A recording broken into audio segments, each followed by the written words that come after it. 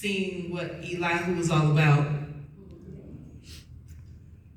I have a question for everybody. Have you ever met a person that, upon talking to them initially, you thought they were wise, but after a few minutes of sitting down and having a conversation, you realize they're not that smart? Mercy to God. Well, this is kind of what Elihu represents to me. So, in Job chapter 34, the speaker Elihu addresses wise men and argues that God is perfectly just and cannot commit wickedness or pervert justice, even though he is aware of God's suffering.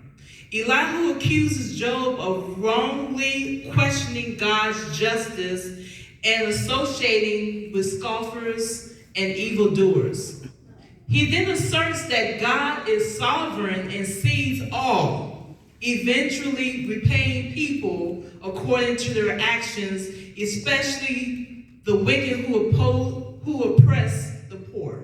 Yep. Elihu concludes by urging Job to repent of his sinful words and be open to learning from God's discipline, suggesting that God's continued trial is necessary for his refinement. Ain't that something? Mm-hmm. Wow. Furthermore, Elihu is the main speaker in Job chapter 34. He's one of Job's friends who has waited to speak after Job, and his three friends have finished their discussions. Elihu is portrayed as a younger man who is passionate about defending God's justice and righteousness. He believes that Job has spoken wrongly about God and seeks to correct him. As my brother here alluded to the meaning of Elihu's name, it can be translated that he is my God.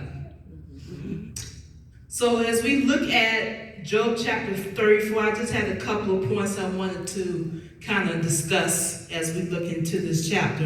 The first thing I wanted to look at is the fact that Elihu mischaracterizes Job.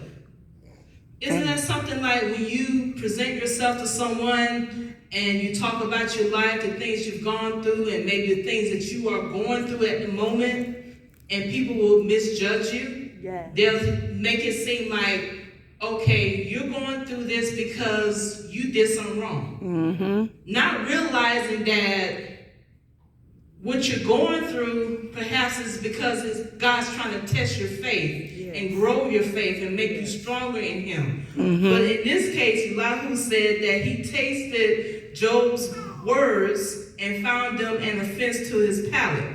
This is coming from Job chapter 34, verses 1 through 9. Job chapter 34, verse 8, he declared that Job was a scoffer and a man who kept company with evildoers. Another assumption about Job, that he's hanging around wrong crowd. Mm-hmm. Not so. Not so. Elihu represented Job in his summary of his argument, saying, "For he, Job, has said, it profits a man nothing that he should take delight in God." This was hardly a fair representation of God's position, of Job's position. So in other words, he's seeing what he thinks or perceives or assumes as a reason for why Job has gone through what he's gone through up until this point in time. Mm-hmm. My next point here is Elihu positioned himself as a defender of God's righteousness, and this is going from verses 10 through 37. According to Elihu, Job was accusing God of wickedness, and Elihu put himself forth as a defender of God's righteousness. So in other words, he thought, because I'm a wise person, he thinks, that he's a voice, he's the person that God's going to use to stand up for righteousness. Mm-hmm. Maybe so. He said, of truth, God will not do wickedly, and the Almighty will not pervert justice. This is from chapter 30.